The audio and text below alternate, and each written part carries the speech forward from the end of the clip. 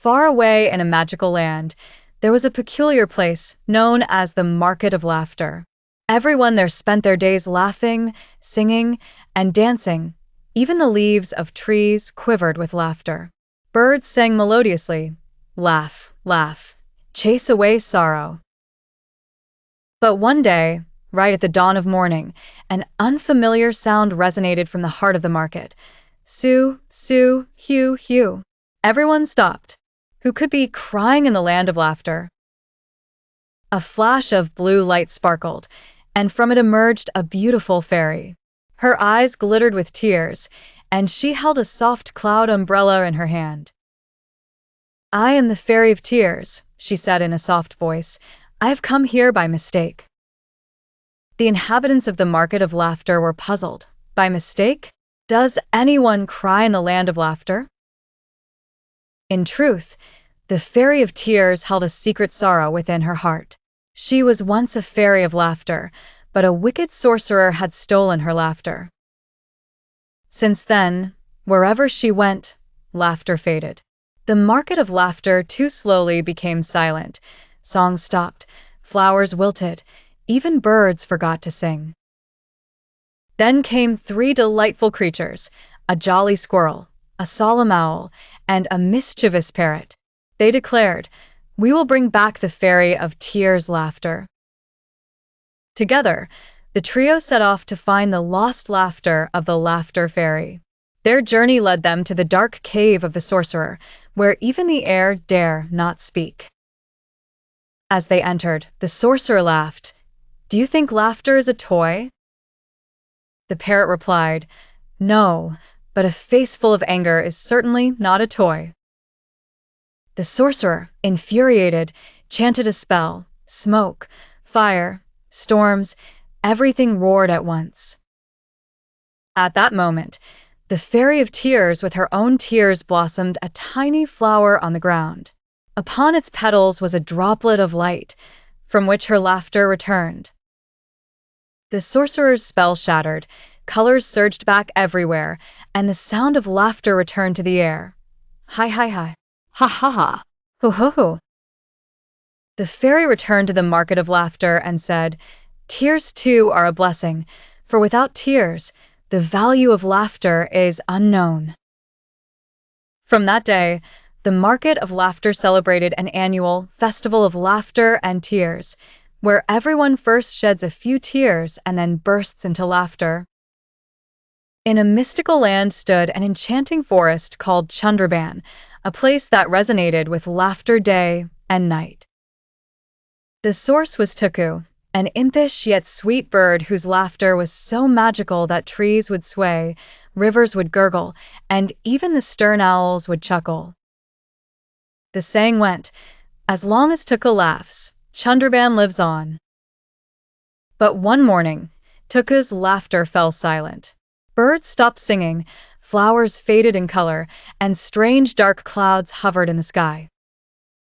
The wise old owl, Prajna the Great, declared solemnly, "Tuku's laughter is the spirit of this forest. Someone must have stolen it." Stepping forward were four friends: Luma, the mischievous squirrel; Minnie, the clever owl; Tina, the dragonfly; and Binny, the lively rabbit, guardians of the forest, full of the power of laughter, friendship, and magic. Binny perked her soft ears and said, "I hear an eerie echo coming from a black cave in the northern hills." "We must go," Luma insisted. "Surely, it is there Tuku's laughter is imprisoned." Together, the four friends flew across the lake, guided by fireflies through shadows, until they reached the cavern's entrance. From within emerged a black-winged crow, the sorcerer Cracks, his eyes glinting like fire, his cold laughter echoing. "I despise laughter. I desire a realm where none will laugh and all will weep," he announced. Bravely, Luma stepped forward. "You're mistaken, Cracks. Laughter can't be stopped. It lives in the air, the leaves, and within our hearts." Cracks roared, "Then you shall remain in this darkness forever." In a flash, Tina summoned the fireflies and Minnie recited a spell. Let light break when laughter stops.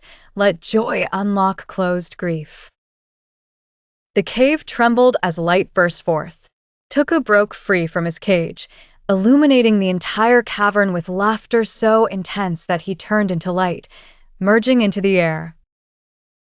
Tears welled in Binnie's eyes. Tuku is gone. Yet a sweet laughter echoed all around. Flowers danced, the river giggled, and trees whispered. Tuku isn't lost. He has become the light of laughter among us. Far, far away, there was a magical land called the Upside Down Kingdom. In this land, everything was upside down. The people there slept during the day and worked at night. The king of this topsy-turvy kingdom was King Taltalray. He was an extraordinarily peculiar man. One morning, King Taltal announced, "From today, anyone who rises early will be jailed. Those who stay awake at night are my favorite subjects." Result? Laughter echoed across the kingdom. The next day, the king issued yet another decree. From today, we start meals backwards in the palace. Desserts first, then the rice, ending with soup. But one day, a mischievous fairy named Shamchami arrived in the kingdom. Shamchami then said, "Let's see how much of upside down you can endure." With a twirl of her magic wand, bam! The entire kingdom flipped literally upside down. King Taltalray hung upside down from the ceiling. Shamchami, laughing, said, "Why not rule a bit upside down, your majesty? Perfect for an upside-down king." Shamchami waved her wand, and everything returned to normal. King Taltal then gathered everyone. "From today, some things in the upside-down kingdom will stay straight. Mornings come in the morning, sleep at night, and laughter genuinely from the heart, not just the face." But the next day, there he was, wearing his crown upside down in the palace and laughing.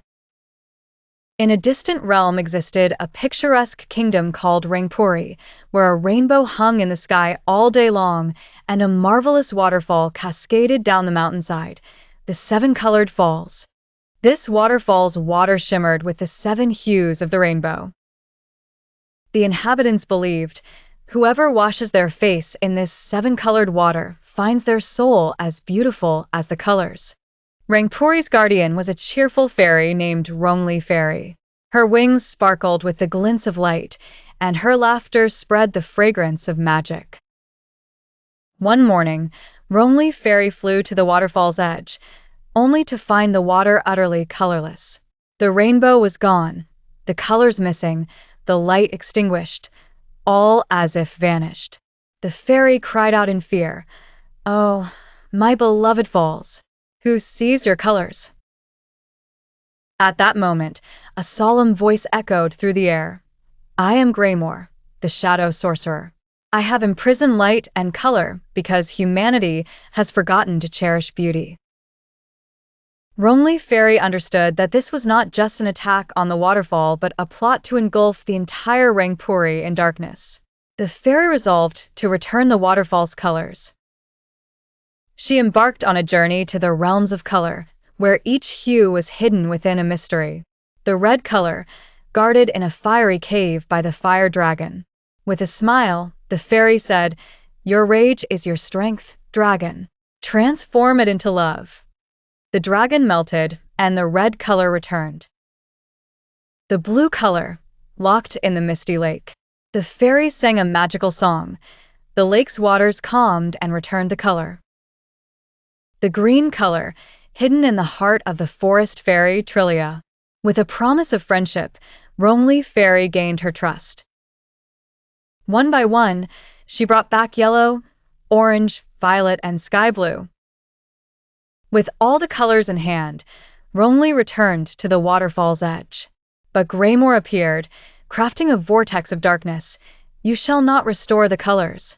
Colors mean emotion, and emotion means weakness."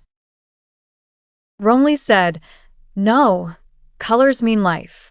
Just as darkness can never quench light, evil can never vanquish beauty. She united the 7 colors and threw them into the sky. In a flash, the waterfall sprang back to life. Streams of sparkling 7 hues rolled down the mountainside. Greymore screamed and vanished into the shadows. The waterfall sang in magical tunes again. Romley Fairy returned to her Rangpuri. But one night, she noticed a shadow of the 8's color in a corner of the sky, a mysterious violet light, as if someone was returning. Romley Fairy knew the curse was not entirely broken. Greymore might return, this time with the 8's color. In the far corner of a distant kingdom lay a dense, verdant, enchanted forest, where, upon the descent of night, the leaves shone with a bluish glow, and the air was filled with the melody of unfamiliar tunes. The locals would say that nestled deep within the forest was a miraculous object, the moonstone, said to absorb moonlight on full moon nights and imbibe itself with magic. However, no one had ever discovered it, for, once someone stepped into this mystical forest, they were never to find their way out again. One day, a brave village girl named Sahasini dreamt of a mystical voice speaking to her. The moonstone is lost. The forest is steeped in darkness.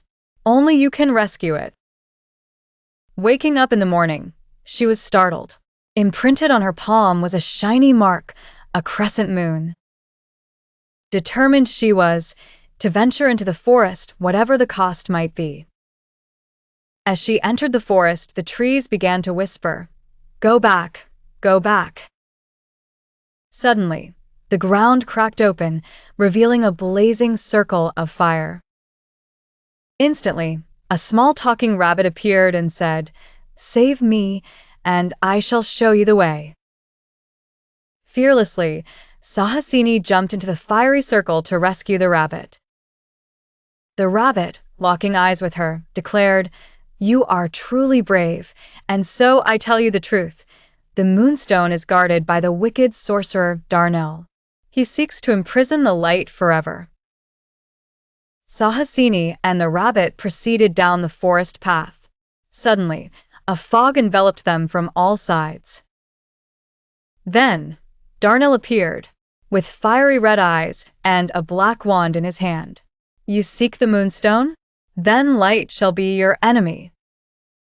He waved his wand, and in an instant, all light went out. At that moment, Sahasini recalled the mark, the crescent. Raising her hand, a silvery glow emanated from her palm. The light cleared the fog, revealing the moonstone ahead. But Darnell laughed and said, "You think the stone is real? It is merely your reflection." Then the moonstone split into 2, a stone of light and a stone of darkness.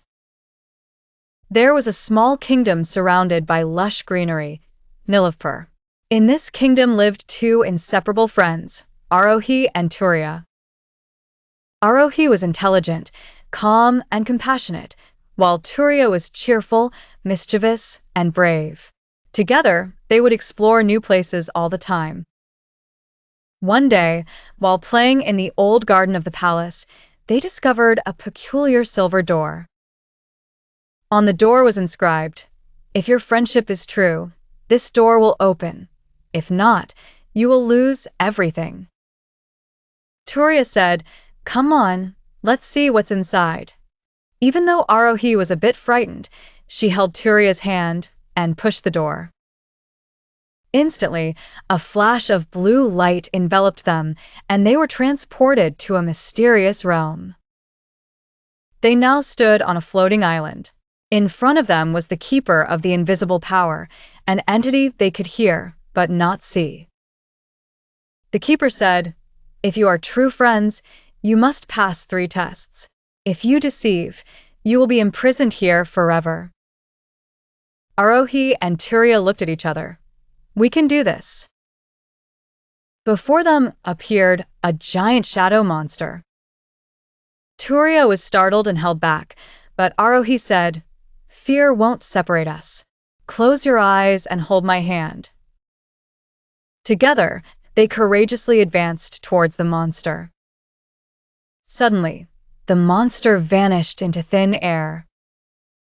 A voice resonated. "You have triumphed in the first test."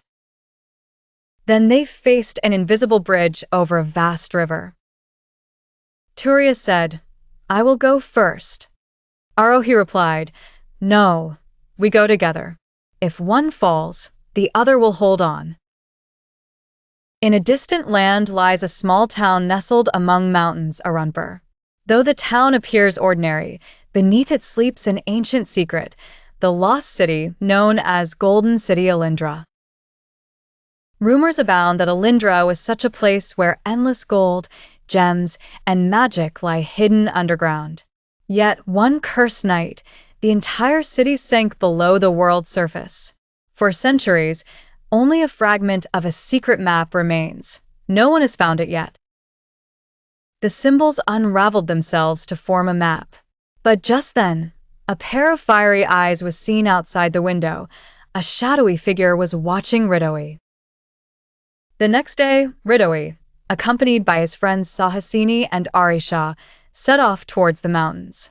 The map bore the inscription, 3 doors, 3 trials, but only one path. They reached the Valley of Ruins, where a stone door bore the carving of a snake. Out of curiosity, Ridoi touched the door, and it swung open, sending waves of warm air out, as if some deep cave was breathing. Inside the cave lay 3 doors. One was inscribed wealth, another power, and the third truth. Ridoi's friends urged him to open the first 2, but he recalled, the map said, "With a true heart shall seek." Thus, he opened the 3rd door. Suddenly, all light vanished. Only a voice remained. "Are you prepared to witness the truth?" Ridoi then saw the anguish, greed, and destruction of Alindra's people. It was then he understood. The city hadn't sunk. It had been drowned in its own sins. In the 2nd room, monstrous shadow creatures encircled the trio. Arisha cried out, "We are doomed." But Sahasini stepped forward and said, "You are not real, only our fear." With this, she closed her eyes, and the shadows disappeared. The trio laughed as they realized they had passed the trial. Finally, across a deep chasm, a golden door gleamed, without any bridge. The map stated, "Faith is your path." Ridoi encouraged, "Step forth, do not fear." As Sahasini placed her foot, a light bridge began to form beneath her. The 3 crossed together.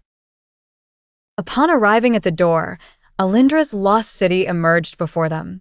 Palaces covered in gold, temples floating in the sky, and a colossal crystal at the center, preserving the city eternally. But their joy didn't last long. The shadowy figure reappeared. It was actually a former royal counselor of Alindra, cursed at the time of the city's fall. He declared, "I can revive Alindra, but one of you must stay here forever." Ridoi, Sahasini, and Arisha exchanged glances. Eventually, Ridoi stated, "I shall stay, but the city must glow again." The shadowed man smiled softly. "You have passed the test." Sacrifice was indeed the final condition. Suddenly, the entire city awakened. Light blinded Ridoi as he fainted. When he awakened, he found himself back in Arunpur, holding the old map, but now with the inscription, "Alindra is safe now. Your heart was the key." Once upon a time, there was a wondrous realm known as the Kingdom of Neeltera. This kingdom defied logic. Sunlight bathed the sky at night, while moonlight shimmered during the day. No one knew from where this peculiar light arose.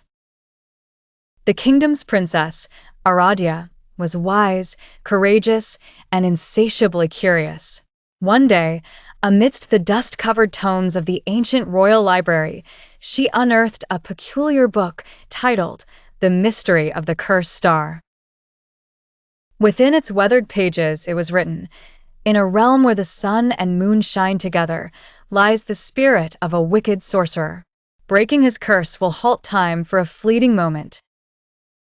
Aradia was astounded. Does that mean our kingdom is cursed? She pondered.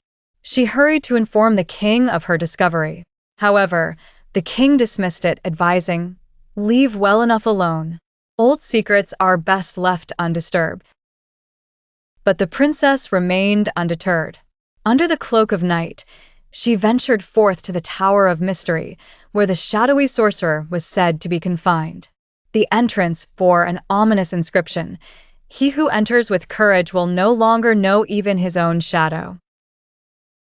As Aradia touched the door, it creaked open to reveal swirling mists and drifting shadows. Suddenly, a voice echoed, "Who dares to disturb my slumber?" From the shadows emerged the spectral form of a sorcerer, eyes ablaze with blue fire. His name, Arakash. Arakash declared, "Every light in this kingdom is trapped by my curse. On the day someone from the royal family bravely faces me, I shall be freed." Although trembling, Aradia was resolute. "I shall grant you that freedom," she declared fearlessly. Arakash said, "Your courage must be tested." He twirled his magical staff, enveloping Aradia in the realm of mirrors, each reflection a variant of herself. Amongst them lurked a shadowy Aradia, who taunted, "I embody your fears, your weaknesses." Any sign of fear, and the real Aradia would be lost forever. The princess closed her eyes and whispered, "I acknowledge my fears, but they do not own me." In an instant, blinding light shattered every mirror, and Arakash's anguished cries reverberated. As he dissipated, he murmured, "You have broken the curse, princess. From now onward, the sun and moon shall return to their rightful places." With dawn, the kingdom of Neilterra greeted the world in an ordinary morning light for the first time. The king watched, amazed, as the sun rose high and the moon vanished. Aradia returned quietly, yet a glimmer of blue light lingered in her eyes, a trace of Arakash's magic now residing within her. A year later, as the princess opened her window at night, she saw a small moon shimmering in the sky. It softly called her name. "Aradia, you have shattered the curse, but I remain as a guardian of your dreams." The princess smiled gently and replied, "Then let it be so, and may my kingdom ever thrive in enchantment." Once upon a time in a dense jungle, there lived a mischievous bird known as Babblebird. The name itself hints at its nature. It could not stay quiet for a moment. From dawn till dusk, it would chatter away. "I know it all.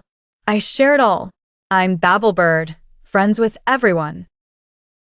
The other creatures of the jungle were quite exhausted by its endless babbling. The monkey would often say, "If this bird stays quiet for a single day, I will give up eating bananas." The elephant would complain, "Its noise makes my ears swell." One day, Babblebird was perched on a branch, babbling as usual, when suddenly a dazzling light appeared in the sky. An elderly wizard descended with an intriguing blue hat in hand and said, "This hat is special. Whoever wears it will be able to hear the thoughts of others." Babblebird jumped with excitement. "Wow, I'll discover everyone's secrets." The wizard chuckled and warned, "But be cautious. If overused, the magic will backfire." Babblebird paid no heed. It was too engrossed in talking. The very next morning, Babblebird donned the hat. Suddenly, it heard the elephant thinking, "Eating mud will be delightful today." The monkey pondering, "No one's watching that banana. I shall steal it." The lion contemplating, "I fancy a tender prey today." Babblebird squealed, "Oh, elephant, off to eat mud." Monkey, "Don't steal that banana." Lion, "What do you mean by tender prey?" Everyone was astounded. Who revealed these secrets? As days passed, Babblebird's mind began to spin. It could hear the thoughts of hundreds of creatures at once. The tiger planning an afternoon nap, the hawk thinking of diving for fish, and the turtle contemplating, if only this Babblebird would be quiet. Hearing such thoughts simultaneously drove Babblebird nearly insane. It hollered, "My head is splitting. Stop this hat." Just then, a puff of smoke emerged from within the hat, and Babblebird's feathers stood on end like a little broom. The magic had reversed. Now Babblebird couldn't hear others' thoughts, but everyone could hear its inner musings. If Babblebird thought, "I'll snatch the monkey's banana today," the monkey would instantly protest, "No, not today." When it thought, "What big ears the elephant has," the elephant would retort angrily, "And your beak isn't small." Finally, Babblebird understood that knowing everything could be quite challenging. It approached the wizard and pleaded, "Please return the hat's magic. I shall become the quiet bird." The wizard smiled gently. "Very well, but remember, sometimes silence is the wisest insight." Babblebird nodded and responded, "You are right, master. Henceforth, I shall be Babblebird no more, but Slow Babblebird." The other creatures of the jungle were quite exhausted by its endless babbling. The monkey would often say, "If this bird stays quiet for a single day, I will give up eating bananas." The elephant would complain, "Its noise makes my ears swell."